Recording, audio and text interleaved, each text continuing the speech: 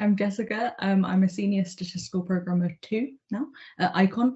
I've been in the industry since 2017, October. I joined on a graduate scheme with Quanticate. Yeah, I joined I didn't really know what I was going to do after I graduated, and then I got a position as a temp in a lab. And from there, I ended up learning loads about the industry, and I ended up applying to a graduate scheme. How do you think you've changed, or what have you learned about specifically around soft skills since you've joined the industry? So, I mean, obviously there is a level of, when I joined, I was a fresh-faced graduate who had just completed a maths master's, and now I am a senior programmer. There is going to be a lot of jump there regardless of the real world.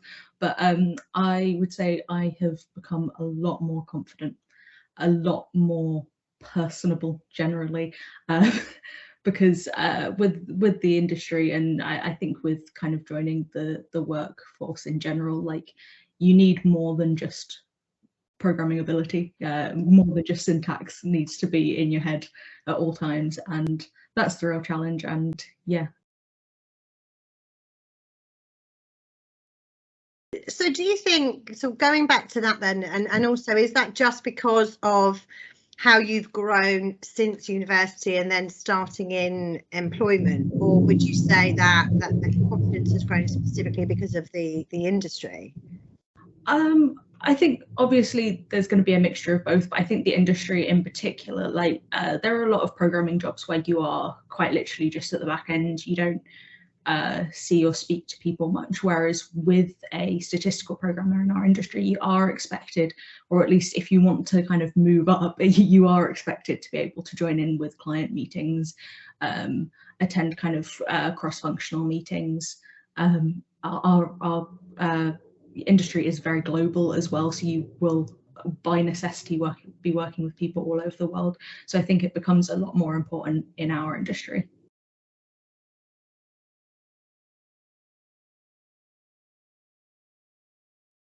And do you think that that's something that should be encouraged by employers within the industry, or do you think that that's something that will grow naturally with individuals in your experience? I think it's got to be a mixture of both. I think it needs to be important to the industry because we are starting to automate more and more of a junior programmer's position at the very least. And we need more senior programmers. I'm sure as a recruiter, you know that very well, that it is senior programmers that we have a shortage of. And that jump between junior and senior is more soft skill than hard skill. Junior programmers are amazing programmers. I'm always pleased to have them on my study. They're always really very good because they're fresh into it. They've just learned everything. But it's that soft skill side of it that moves someone from a junior to a senior that the industry needs to encourage.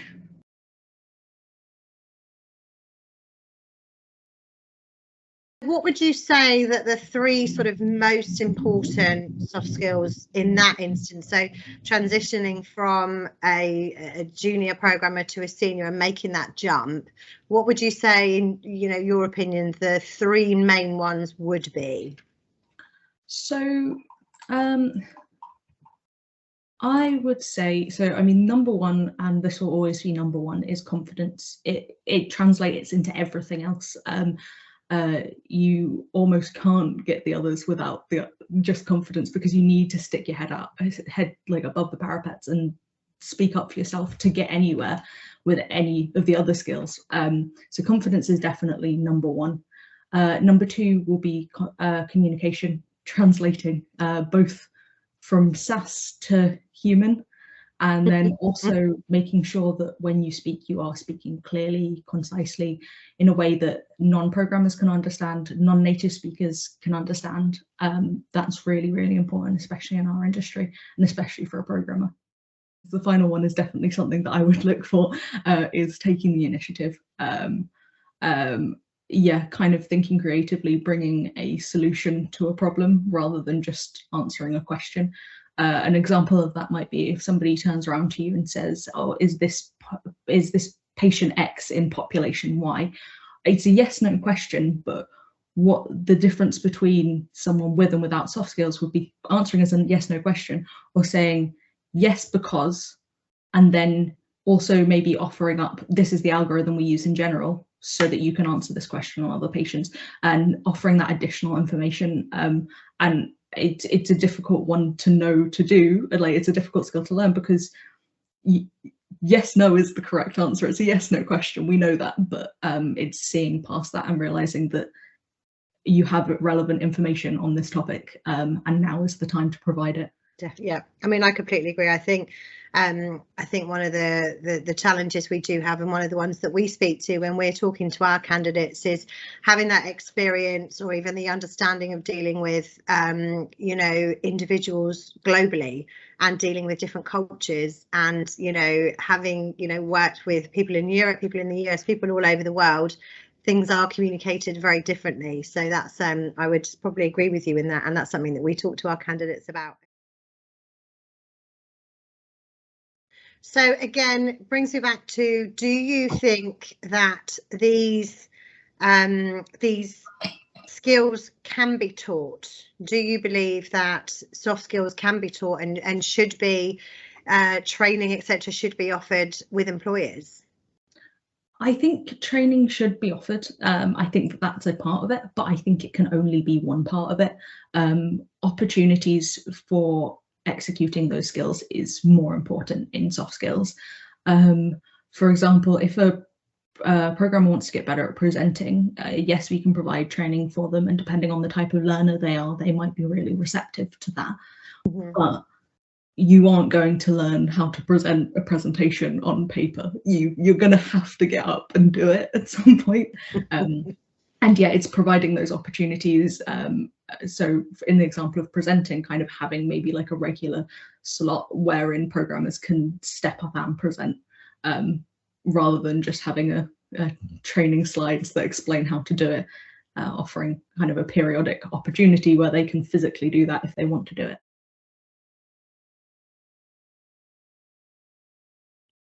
So then that would bring me on to, obviously, the opportunity to present at PHUSE. Is this something you would be encouraging the more junior programmers to be considering?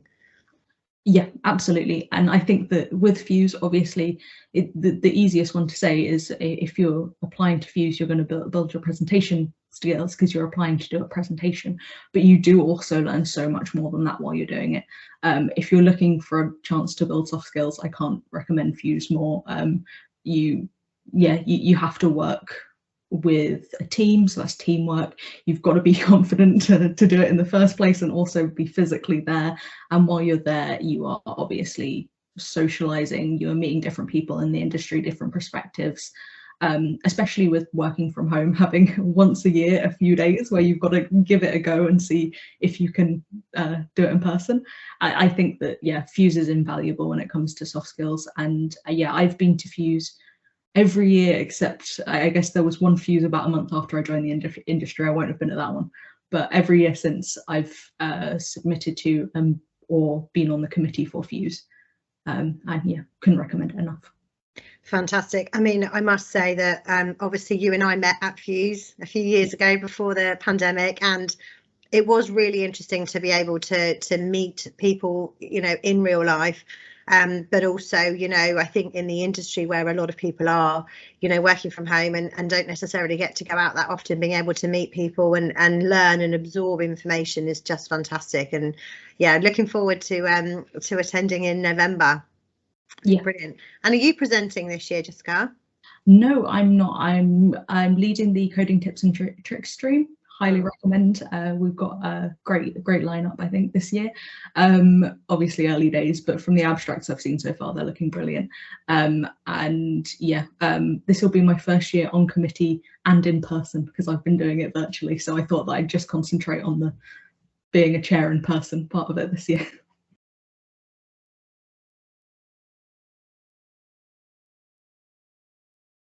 What advice would you give for anybody that was considering joining the industry? I think the simplest one I could give, and this is probably the advice I would give to myself as well, is stand up for yourself. as I said before, confidence is the most important one. You can't fall back on someone else to seek out the new opportunities or the training courses or whatever else. It's your career. Even the most supportive manager in the world, it's still not their career, it's yours. So yeah, stand up for yourself. Yeah.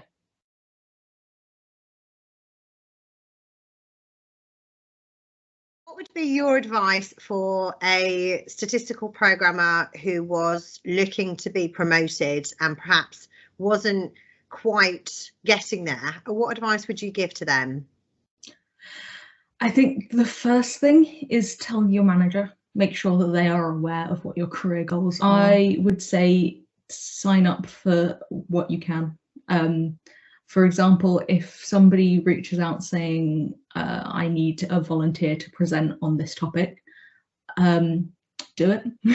If you've got experience on it, obviously. Like if you're thinking, oh, I'm really good at this bit of programming, but I need some more soft skills, and then someone's asking, oh, we need someone to present on to different topics, you need to be offering and saying, even if you don't think you're a particularly good presenter at first, that's how you learn. Just offer to do that. And yeah, doing that on repeat has done me well at this point. So yeah, I would really suggest that. Take opportunities, be honest if you're scared about them, but still do them.